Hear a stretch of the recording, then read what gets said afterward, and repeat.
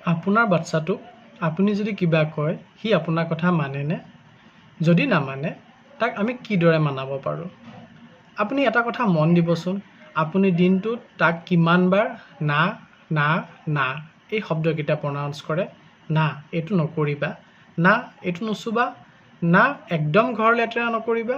এনেধৰণৰ না না কওঁতে আপোনাৰ বাচ্চাটোৱেতো আপোনাৰ কথাখিনি শুনে, কিন্তু শুনি পেলাই সি কনফিউজ হয় যে সি কৰিবতো কি কৰিব।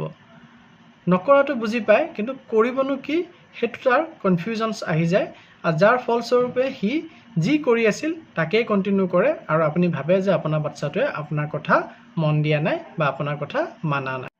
গতিকে আপুনি যদি বিচাৰে আপোনাৰ বাচ্চাটোৱে আপোনাৰ কথা শুনক, মানক, তেতিয়াহ'লে আপুনি অকল ন' বা না নকৈ পেলাই তাৰ লগতে তাক অপশ্যন দিব লাগে সিনো কৰিব কি।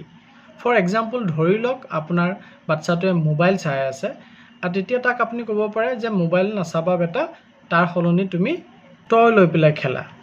আৰু ধৰি লওক যদি সি টয় লৈ পেলাই চেডেলি বেডেলি কৰি ঘৰ লেতেৰা কৰি আছে, তে বেটা তুমি টয় লৈ পেলাই চেডেলি বেডেলি নকৰিবা, বাহিৰলৈ যোৱা, ফ্ৰেণ্ডছবিলাকৰ লগত বাহিৰত গৈ পেলাই খেলাগৈ, বা ব'লা আমি দুটাই বাহিৰলৈ যাওঁ তাতে অকণ খেলিম। এনেদৰে যদি আপুনি অপশ্যন দিয়ে তেতিয়াহ'লে সি আগৰ কামটো বাদ দি পেলাই নতুন কিবা এটা এক্টিভিটি সি কৰিবলৈ আগবাঢ়িব আৰু আপোনাৰ কথা মানিব।